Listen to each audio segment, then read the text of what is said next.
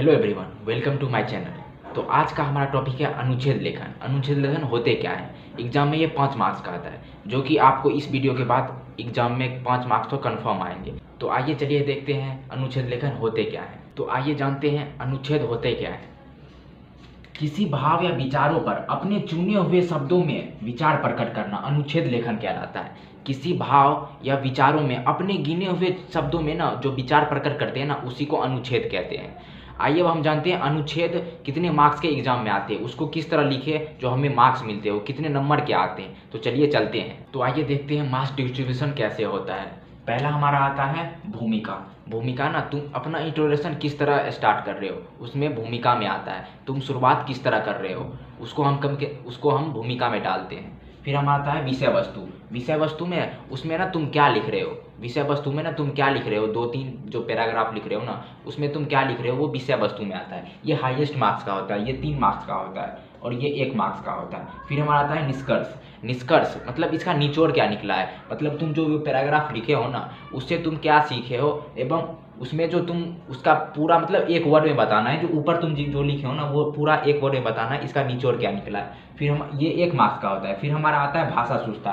जो तुम लिखे हो ना पैराग्राफ, जो ऊपर तुम लिखे हो ना, वो तुम्हारा भाषा किस तरह का है, सरल है कि नहीं, अच्छा है कि नहीं, वो हिंदी शुद्ध हिंदी में लिखे हो कि नहीं, इसका 1 मार्क्स का आता है। तो कुल मिला के हमारा 6 मार्क्स का आता है। तो आइए अब हम चलते हैं इसको लिखते किस तरह है। तो आइए अब हम जानते हैं अनुच्छेद लिखने से पहले हमें किन बातों का ध्यान रखना चाहिए। अनुच्छेद लिखने से भाषा सरल स्पष्ट होनी चाहिए। जब आप अनुच्छेद लिख रहे हो ना, उस समय आपका भाषा स्पष्ट होना चाहिए, सरल स्पष्ट होना चाहिए। दूसरा हमारा है एक ही बात को बार बार ना दोहराएं। जब आप अनुच्छेद लिख रहे हो ना, तो उस समय एक एक वर्ड को ना बार बार ना दोहराएं। इससे आपको क्या होगा, एग्जामिनर मार्क्स काट सकता है।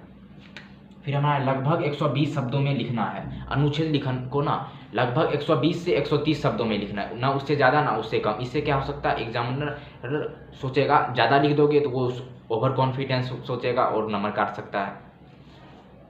शायरी कविता स्लोगन लिखने की कोशिश करना है।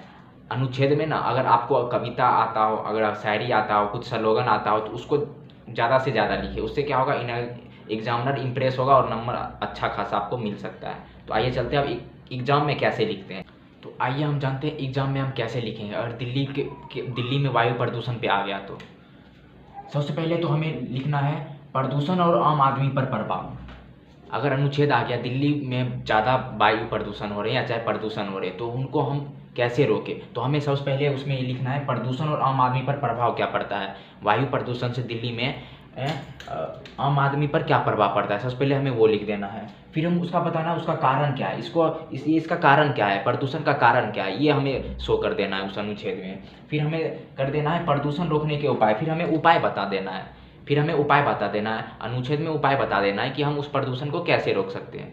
फिर हमारा लास्ट पॉइंट है प्रदूषण रोकने के लिए उपाय बता देना है। फिर हमारा है सरकार का कर्तव्य है, ये जो प्रदूषण है ना, उसको हम कैसे रोकें, सरकार ऐसा क्या कर्तव्य उठाए जो हमें प्रदूषण दिल्ली में कम हो। तो आई होप आप लोग समझ गए होंगे। अगर वीडियो अच्छी लगी तो एक लाइक एवं एक सब्सक्राइब करते। धन्यवाद।